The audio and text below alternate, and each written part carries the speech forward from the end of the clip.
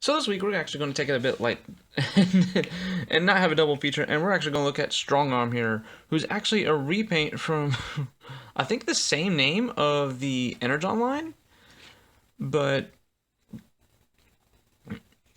yeah, never owned, like I said, I never really owned any Energon figures. Uh, so getting my hands on any, so getting my hands on any of these Energon figures from this line were actually kind of like, hey, this was nifty. This would have been nice for $5-7 at the time. Just kind of, I'm actually still regretting it to this day that I didn't really get into those lines when they were out. Granted, I'm slowly getting some figures, but I mean, like, what do I mean, like slowly? I mean, like, slowly. Like, I have like a total of like 3.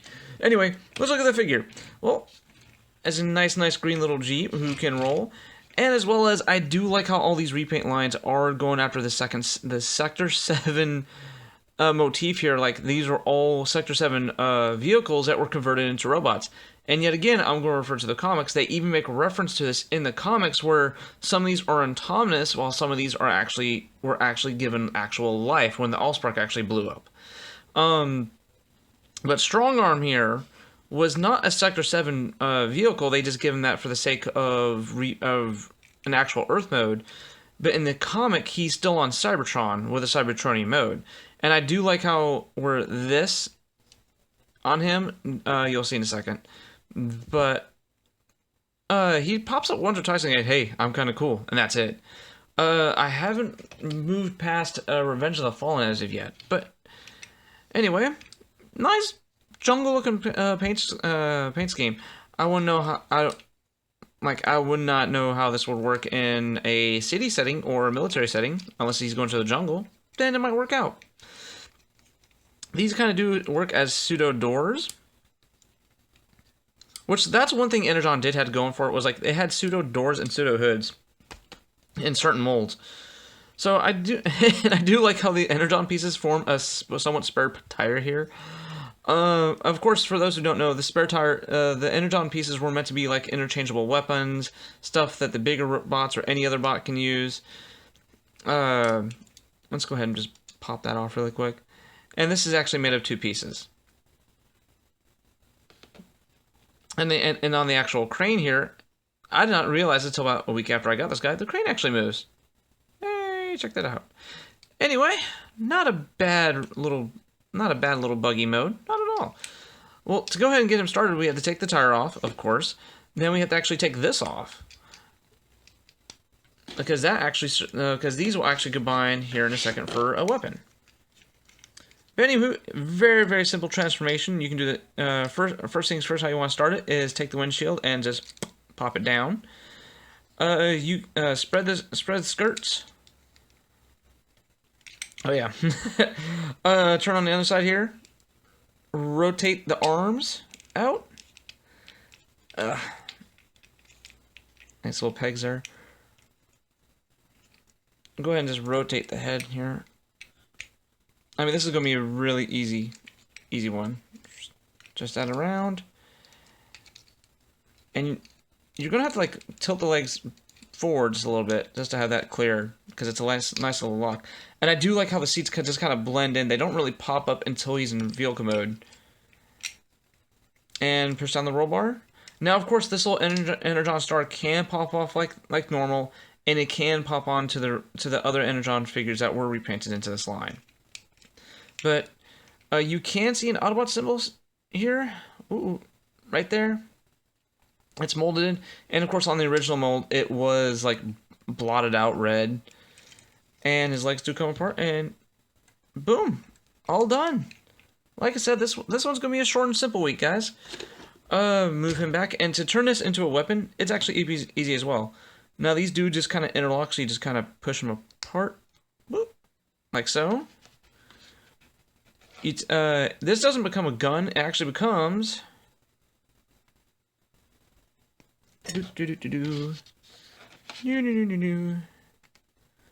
a nice little axe.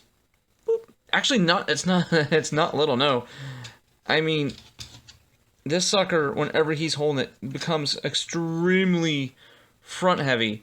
But that is another downside among among some of the among some of the actual Energon little figures. I forgot what size class this was. Crap. But their weapons did end up kind of big.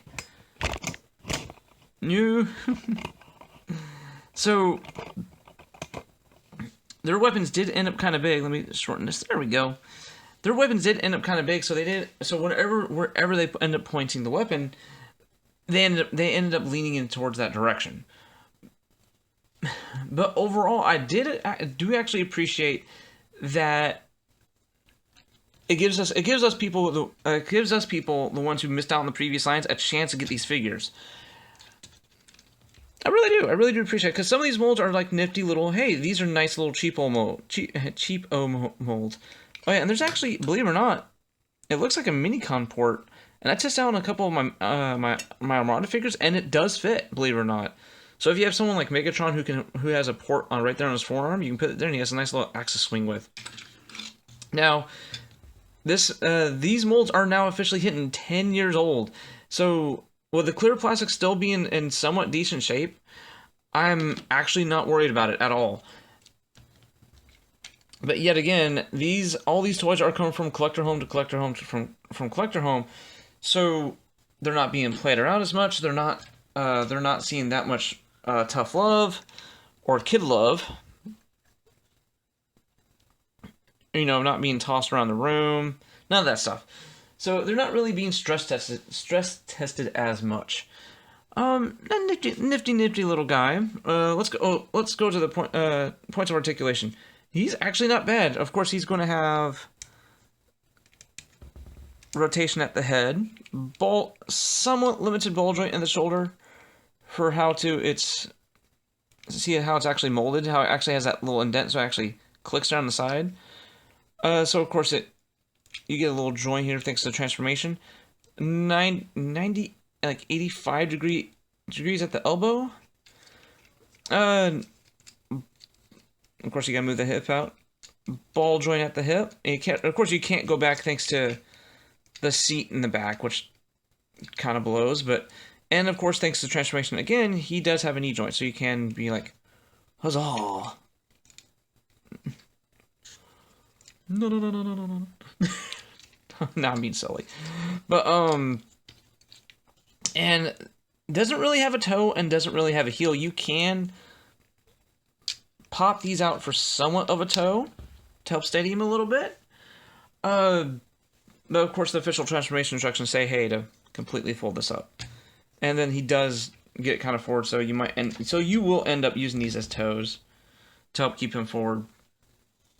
And of course, you can put his little gun thing back on their post, back on his post to give him a gun and use the little axe bits as maybe little tiny blade things in his hands.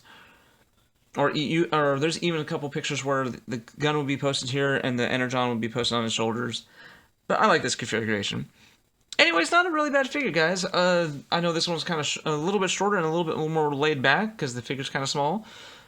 Not bad. Pick him up for cheap. Like I said, especially for this lot that I got with him and a bunch of smaller guys. If you can pick him up for hey, if you toss him, I'll give you a 5. Do it. I really recommend it. And any of his mold do the exact same thing. Anyway, guys, I'll check you next week. And next week we're gonna look at another mini bot. Peace.